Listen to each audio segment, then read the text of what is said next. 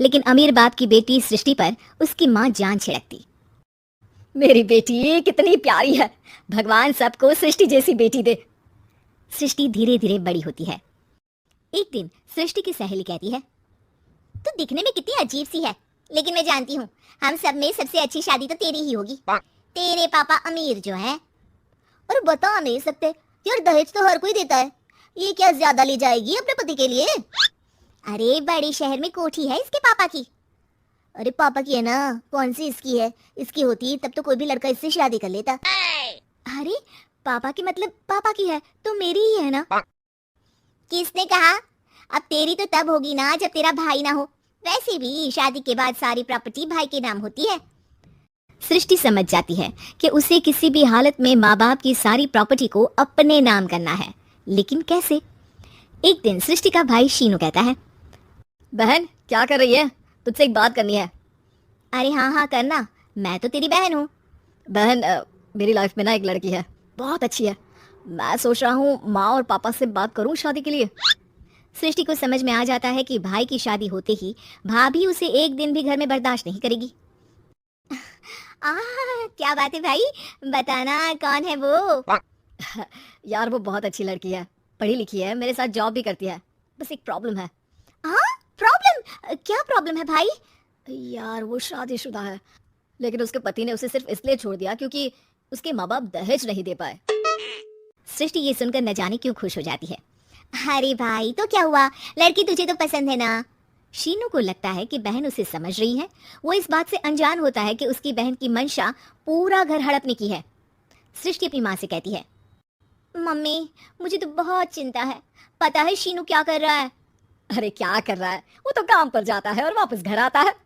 नहीं ना माँ, वो यही तो नहीं कर रहा, बाकी सब कर रहा है। आपको पता है उससे प्यार है, और वो भी एक शादीशुदा लड़की से। ये क्या हो गया, मैं सोसाइटी में क्या मुंह दिखाऊंगी? अरे तेरे पापा तो यही कहेंगे कि मैंने ही उसे बिगाड़ दिया है। माँ देखो मेरी बात मानो, पापा पर भी विश्वास करने की जरूरत नहीं है। अब आप ही बताओ, पापा इतनी देर घर के बाहर रहते हैं क्यों, बोलो? अरे बेटा वो तो नौकरी करते हैं ना।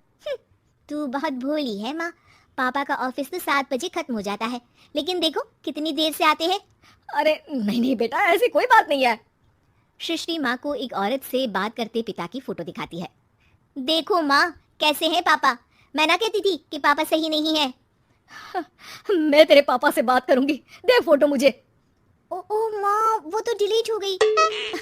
लेकिन चल तूने तो देख लिया ना, पापा से बाद में बात कर लेना, और हाँ मेरा नाम बिल्कुल मत लेना। हाँ माँ। अब क्या था, सृष्टि के माँ और पिता के बीच झगड़ा होना शुरू हो जाता है। सृष्टि के मन में क्या चल रहा था कोई नहीं जानता था। एक दिन, माँ सृष्टि के लिए एक लड़का देखा है, वो लोग शाम को उसे देखने आने वाले हैं। और हाँ माँ एक खुशखबरी, मैं और पापा मिलकर एक नया बिजनेस ट्राई कर रहे हैं। शाम को लड़का आता है, सांवले रंग का। सृष्टि को तो बिल्कुल भी पसंद नहीं आता। लड़की की माँ कहती है, लड़की का चेहरा तो कोई खास नहीं, लेकिन अगर मेरे बेटे को आप लोग सेटल कर दें तो मैं उसकी शादी आपकी बेटी से करवा दूं। सृष्टि को लड़का बिल्कुल पसंद नहीं था, उसे भाई पर गुस्सा आ जाता है। लड़के वालों के जाने के बाद कहती है, माँ देखा शीनू मेरे लिए कैसा लड़का लेकर आया, न दिखाने लायक न सुनने लायक, सेटल भी नहीं, वो भी हम करे। अरे माँ मैं जानती हूँ ये मेरी शादी किसी भी घर में क्यों करवाना चाहता है। अरे कैसी बात कर रही है बहन, तूने तो देखा ना, लड़के को मैंने ही मना कर दिया तुझसे शादी के लिए। जिसने लड़का बताया था उसने उसकी बहुत तारीफ की थी। बात आई गई हो जाती है, लेकिन सृष्टि का मन शांत नहीं होता। क्या करूं कुछ समझ में नहीं आ रहा। मेरी शादी हो गई तो ये लोग पूरी प्रॉपर्टी शीनू के नाम कर देंगे, मेरे हाथ तो कुछ लगेगा ही नहीं। तभी सृष्टि को आइडिया आता है, वो किसी वकील को फोन करती है। जी देखिए, अगर आपके मम्मी पापा का तलाक हो जाता है तो आपके पिता की आधी प्रॉपर्टी आपकी माँ के नाम हो जाएगी, फिर उसे वो किसी को भी दे सकती है। सृष्टि अब माँ को बेटे के खिलाफ भरती है। माँ शीनू पर नजर रखा करो, वो जिस लड़की के प्यार में है ना वो शादीशुदा है। यहाँ आएगी सारा पैसा रुपया जमीन जायदाद सब हड़प लेगी। पापा का भी हाल तुमसे छुपा नहीं है, ऐसा ना हो कि मैं और आप एक दिन सड़क पर भीख मांगे। भगवान मैं तो जीते जी मर जाऊंगी अगर ऐसा हो गया तो। ऐसा हो गया नहीं माँ, ऐसा ही होगा। अभी समय है, आगे का सोच लो। मैं तो कहती हूँ पापा से आधी प्रॉपर्टी लेकर अलग हो जाओ। पापा की आधी प्रॉपर्टी भी हम लोगों को अगर मिल जाती है ना तो अगले 7 जन्म सफल समझो। बेचारी माँ बेटी के कहने पर पति से तलाक लेकर अलग हो जाती है। सृष्टि अब पैसों से गाड़ी और अपने दूसरे महंगे शौक पूरे करने लगी। उसके दोस्त भी उसके पैसे इस्तेमाल करते। सृष्टि, कल तुम कहाँ थी? मैं सारा दिन घर पर अकेली थी। तो मैं क्या करूं? मैंने ठेका तो नहीं लिया है ना तुम्हें संभालेगा। माँ को सृष्टि से ये उम्मीद नहीं थी। वो बैठकर रोने लगती है। वहीं उसका पति यानी कि सृष्टि के पिता आ जाते हैं। मैं जानता था कि तुम्हारा यही हाल होगा, तो आपने मुझे रोका क्यों नहीं? मैं रोकता तो तुम रुकती क्या?